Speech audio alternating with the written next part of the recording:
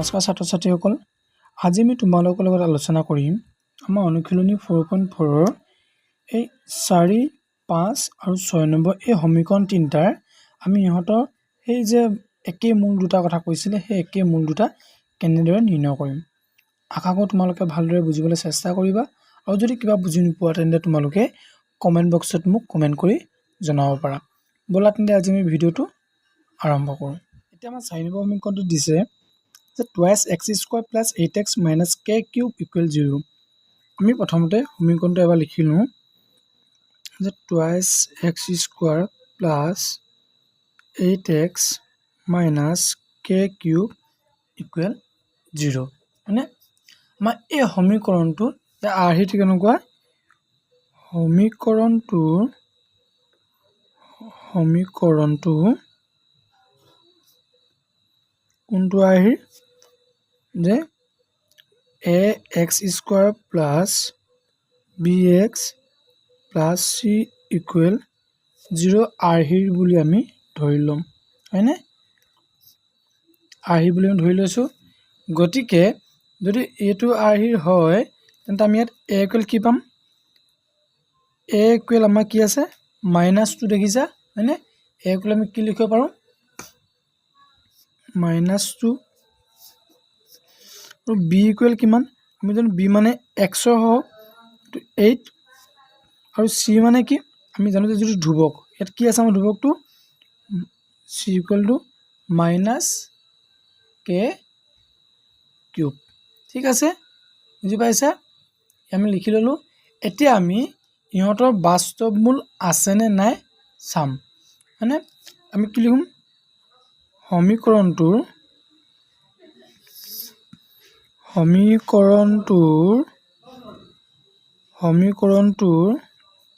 দুটা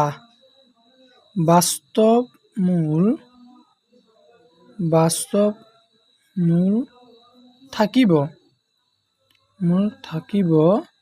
যদিহে কি হ'ব লাগিব, আমি কি কৰিছোঁ, যদি ইয়াৰ দুটা বাস্তৱ মূল থাকিব, কেতিয়া থাকিব, যদিহে ই b square minus 4ac equal to কি হ'ব লাগিব 0 হ'ব লাগিব। এই B square minus 4ac equal 0 হয় তেতিয়া ইহঁতৰ বাস্তৱ মূল দুটা থাকিব। এতিয়া আমি ইহঁতৰ মানবোৰ বহাইলোঁ, কি পাম, বি স্কোৱাৰ মানে বি মানে কি পাইছোঁ আমি, বি মানে আমি দিয়া আছে 8, হয়নে? গতিকে বি 8 স্কোৱাৰ মাইনাছ 4, এ মানে কিমান, আমি এ মানে পাইছোঁ 2, ঠিক আছে, আৰু চি মানে কিমান পাইছিলোঁ, চি মানে মাইনাছ কে কিউব পাইছিলোঁ, হয়নে? ইকুৱেল 0। ঠিক আছে, এতিয়া আমাৰ 8 স্কোৱাৰ মানে কিমান, 8 স্কোৱাৰ মানে 64,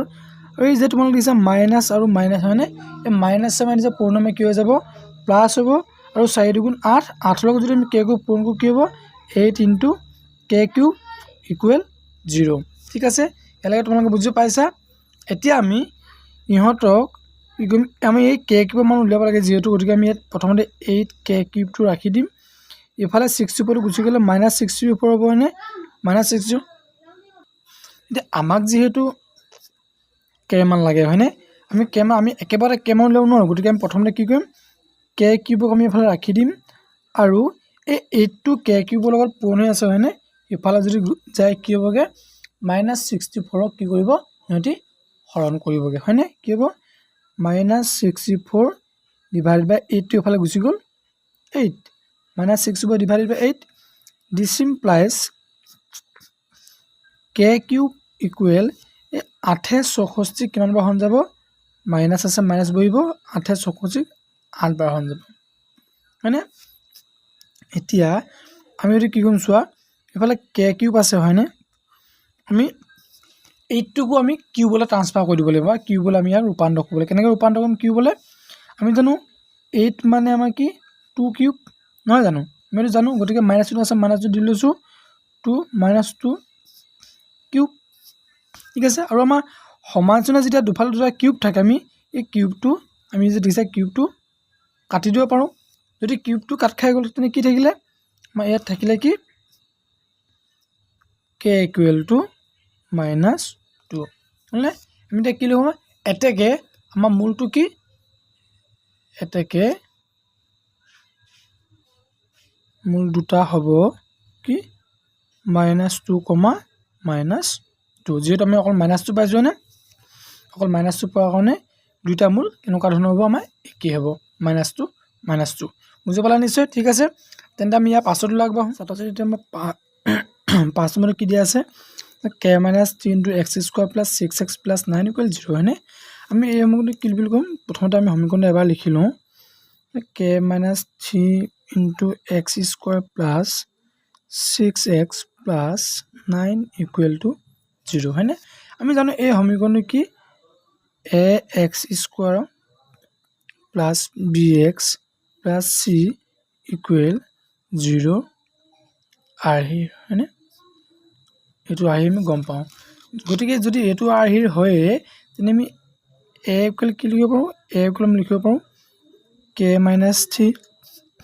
b মানে x ৰ সহগ কি আছে 6 আৰু c মানে ধ্ৰুৱকটো আমাৰ কি আছে 9 মানে এতিয়া আমি কি বুলি লিখিব পাৰোঁ সমীকৰণটোৰ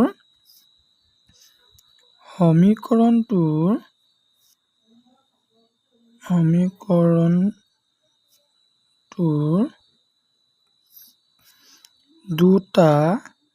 বাস্তৱ মূল থাকিব কেতিয়া থাকিব যদিহে d = 0 আৰু d মানে কি আমি যে পাইছিলোঁ ভেদ নিৰূপক সেই ভেদ নিৰূপকটো d বুলি শৰ্টকৈ লিখা হয় অৰ্থাৎ কি b² - 4ac = 0 আৰ্হিৰ বা 0 দৰে বা b² - 4ac = 0 হয় তেতিয়াহে মূল থাকিব ঠিক আছে এতিয়া আমি ইয়াত ইহঁতৰ মানবোৰ বহাই দিম হয়নে আমি b মানে কেন পাইছিলোঁ b মানে আমি পাইছিলোঁ 6 তাৰমানে 6² - 4 a মানে কেন পাইছোঁ আমি a মানে পাইছোঁ k - 3 ঠিক আছে আৰু c মানে কেন পাইছোঁ 9 = 0 বুজি পাইছে ইয়ালৈকে এতিয়া আমাৰ 6² মানে আমি জানো যে কিমান 36 মানে আমি এইকেইটা পূৰণ কৰিব লাগিব -2 দি লৈছোঁ এই 4 - 9 যদি পূৰণ কৰোঁ প্ৰথমবাৰ আমি দেখাই লৈছোঁ 4 - 9 কিমান 36 × k - 3 = 0 আমি প্ৰথমত কেৱল 9 আৰু 4 পূৰণ কৰি ল'লোঁ এতিয়া আমি পাছৰকেইটা পাছত পূৰণ কৰিম এতিয়া কি হ'ব 36 - 36 k যদি পূৰণ কৰোঁ কিমান হ'ব 36k ঠিক আছে এতিয়া আকৌ 36ত ইয়াক পূৰণ কৰিব 3 পূৰণ কৰিব লাগিব হয়নে এই মাইনাছে কি হৈ যাব প্লাছ হৈ যাব আৰু 36ৰ লগত যদি আমি 3 পূৰণ কৰোঁ আমি কিমান পাম এইটো 36 আমি কাষত কৰি লৈছোঁ 36 × 3 6 × 18 8 1 × 3 3 × 9 10 এটা কি পালোঁ 108 = 0 ইয়ালৈকে বুজি পাইছা তোমালোকে কাৰো একো প্ৰব্লেম নাই নিশ্চয় ঠিক আছে তেনে আমি কি কৰিম এতিয়া -36k আমি ৰাখি দিছোঁ এইফালে আৰু এই 36 + 36 আৰু 108 এইকেইটা যদি আমি যোগ কৰোঁ যোগ কৰিলে কিমান হয় আমাৰ 144 = 0 এতিয়া আমাক লাগে মান k হয়নে গতিকে আমি প্ৰথমতে আমি k মানটো ৰাখি দিছোঁ মানে আমি প্ৰথমতে -36 আমি -k ৰাখি দিলোঁ ঠিক আছে আমি ডাইৰেক্ট লিখি লওঁ এবাৰ আপোনাৰ -36k = এই 144 ইফালে লৈ যাওঁ -144 হ'ব হয়নে এতিয়া আমি জানো চবেই আৰু দুইফালে মাইনাছ থাকিলে মাইনাছটো কাটি দিব পাৰোঁ এতিয়া আমাক লাগে k ৰ মান গতিকে আমি k বাওঁফালে ৰাখি দিলোঁ অকলে আৰু k লগত 36 পূৰণ হৈ আছিলে এইফালে গ'লে 36 44ক হৰণ কৰিব এতিয়া আমি সকলোৱে আগতে বহুতবাৰ কৰি আহিছোঁ জানাই চবেই এতিয়া k = কিমান পাম 36 যদি 144 হৰণ কৰা হয় আমি কিমান পাম এনচাৰটো 4 হয়নে এতেকে আমি মূল দুটা কি লিখিম এতেকে মূল দুটা কি হ'ব সেম হ'ব হয়নে মূল দুটা হ'ব 4,4 অৰ্থাৎ মানে 4 আৰু যিহেতু আমাৰ দীঘা সমীকৰণ দুটা লাগে সেইকাৰণে আমি কি বুলি লিখিছোঁ যে মূল দুটা আছে মূল দুটা কি 4 দুইটাই 4 বুজি পাইছা ঠিক আছে তেনে আমি ইয়াৰ পাছলৈ আগবাঢ়োঁ আমাৰ 6 নম্বৰটো দিয়া আছে k minus 12 into x square plus 2 into k minus 12 into x plus 2 equal 0 হয়নে আমি প্ৰথমতে সমীকৰণটো এবাৰ লিখিলো যে কি k minus 12 x square plus 2 into k minus 12 into x plus 2 equal 0 আমি যদি এই সমীকৰণটো চাওঁ ইয়াত a equal কিমান পাম a equal x square হওক তাৰ মানে কি k minus 12 b মানে কিমান পাম x হওক কি 2 into k minus 12 আৰু c মানে কি 2 হল আমি এতিয়া কি লিখিম সমীকৰণটোৰ দুটা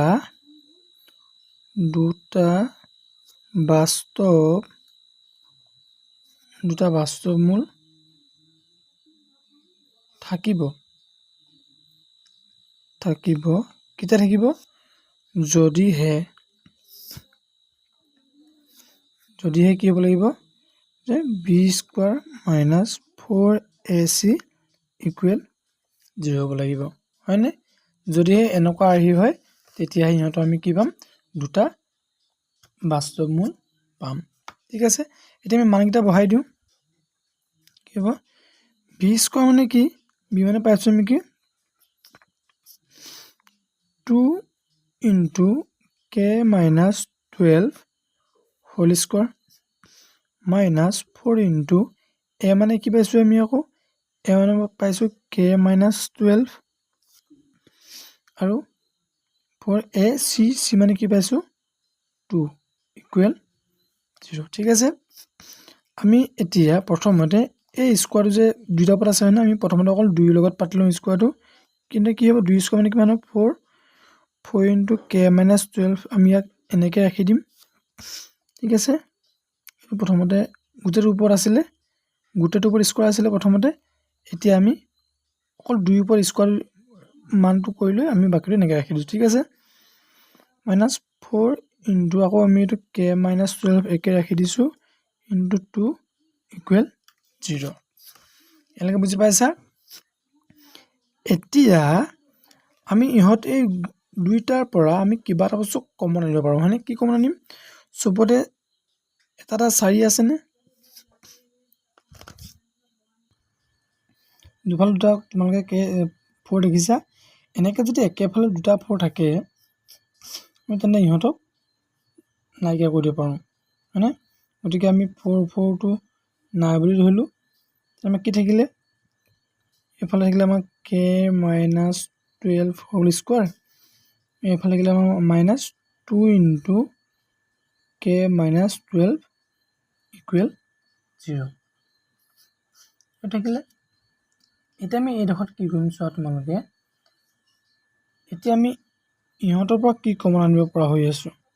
ইহতৰ পৰা আমি যদি এই k দুইটা আছে না k minus 12 দুইটা আছে মানে আমি k minus 12 এটা কমন লৈ আহিলো ইয়াত কি থাকিব ইয়াত দুটা আছিল ইয়াত এটা থাকিব k minus 12 আৰু এই k minus 12 টো গুছি আহিলে ইফালে মাইনাস কি থাকিলে অনলি 2 থাকিলে ইকুৱেল 0 হয়নে আমি এটো পালো এটা আমি এফালে কি পাম k minus 12 আমি যদি ব্র্যাকেটত দেখাই দিও বেছি ভাল হ'ব তেতিয়া আৰু এফালে k minus -12 -2 -14 হল ইকুৱেল 0 এটা ইহতক যদি আমি দুভাগ কৰি দিও ইপিনে কি পাম ইপিনে পাম আমি this implies k minus 12 equal 0 পাম এফালে কি পাম k minus 14 equal 0 তে ইয়াৰ পৰা যদি k মান উলিয়াই দিও এফালে k equal to পালো 12 আৰু এফালে আমি কি পালো k equal to পালো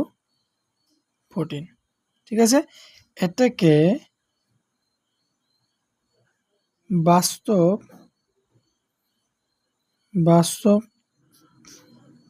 মূল দুটা কি হ'ব বাস্তৱ মূল দুটা হ'ব এটা হ'ব 12 আৰু আনটো হ'ব কি আমাৰ 14 বুজি পালা তোমালোকে নিশ্চয় আশা কৰোঁ তোমালোকে ভালদৰে বুজি পালা আৰু যদি তোমালোকে কিবা বুজি নাপালা বা যদি কিবা তোমালোকে সুধিবলগীয়া আছে তেন্তে তোমালোকে মোক কমেণ্ট বক্সত কমেণ্ট কৰি জনাব পাৰা ঠিক আছে থেংক ইউ